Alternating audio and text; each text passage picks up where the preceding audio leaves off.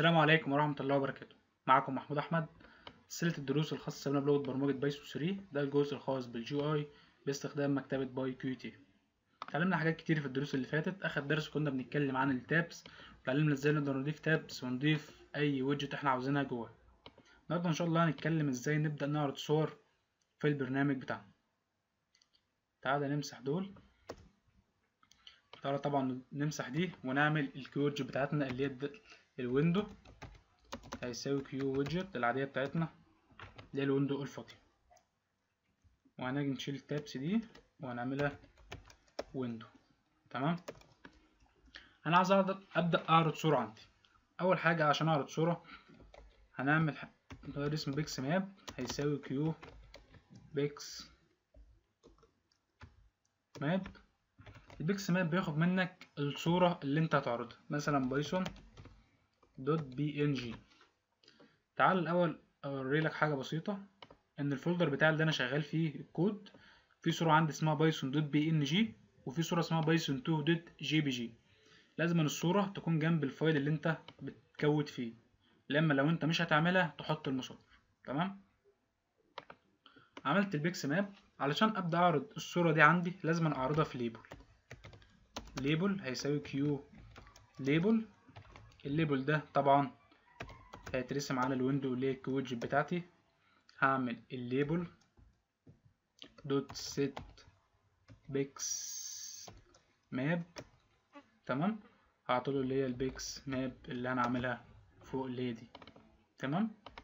تعالى كده نعمل رن. لو لاحظت هتلاقي ويندو صغيرة طبعا لان ده محددتش الحجم والطول بتاعها. اعمل سكيل كده. شايف علامة البايثون اللي في الصورة بدأت تظهر، بس لو لاحظت هتلاقي العلامة كبيرة جدا. ما تيجي نتحكم في حجمها. هنيجي نعمل مثلا الويندو اللي عندي نغير حجمها زي ما احنا متعودين بيرج سايز اللي مثلا 500 و300. تعالى كده نعمل رن. ملاحظ حاجة؟ الصورة خدت جزء بسيط بس على قد الحجم اللي انت عاوزه. يعني انت لو كبرت دي ل500 و500 مثلا، لو لاحظت هتلاقي الصورة مظهرتش كلها، ظهرت حتة بسيطة منها. تمام. طب ما تيجي نخلي الويندو دي تاخد الطول والعرض الديفولت بتاع الصورة، يعني مش انا اللي احدد. هتاخدهم ازاي؟ هتبقى البيكس ماب دوت ويدث والبيكس ماب دوت هايت. يبقى هي كده خدت البيكس ماب اللي هي الصورة بتاعته دوت ويدث والصورة بتاعته دوت هايت. تعالى كده نعمل رن. شايف الصورة اتعرضت، ولكن الويندو حجمها كبير جدا، ولو جربت انك تعمل لها سكيل وتغير الحجم شوف ايه اللي هيحصل. الصورة هتبدأ تظهر معاك ومش هتظهر في البرنامج بتاعك. طيب ايه الحل؟ الحل ان انا هستخدم حاجة اسمها السكيل. هاجي هنا جنب البيكس ماب اللي فيها الصورة بتاعتي، هقول دوت سكيل، واعطيلها انا الحجم اللي انا عاوزها تظهر فيه، مثلا 200 و300. تعالى كده نعمل رن. شايف دي الصورة اهي ظهرت في السكيل بتاعي.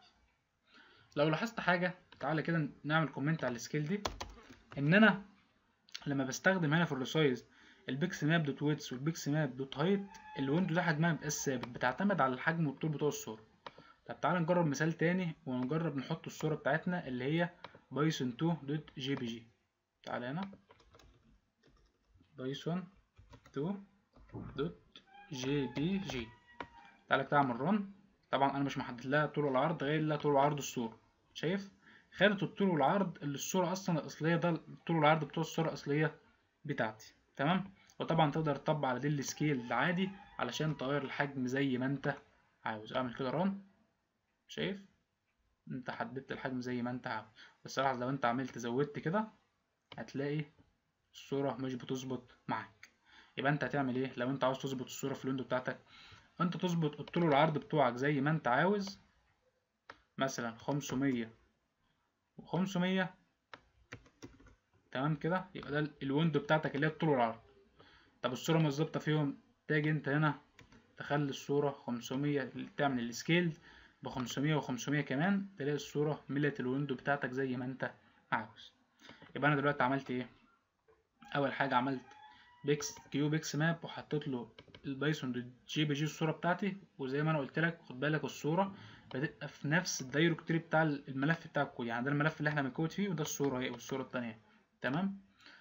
وطبعا استخدمت السكيل عشان اغير حجم الصورة اللي بتتعرض في الويندو. عملت ليبل كيو ليبل عادي زي ما احنا متعودين، وحطيت للليبل ده البيكس ماب بتاعته، البيكس ماب اللي انا عملتها، واستخدمت الرصاص وغيرت الحجم. كده درس النهارده خلص، كان درس بسيط اتعلمنا ازاي بنضيف فيه صورة.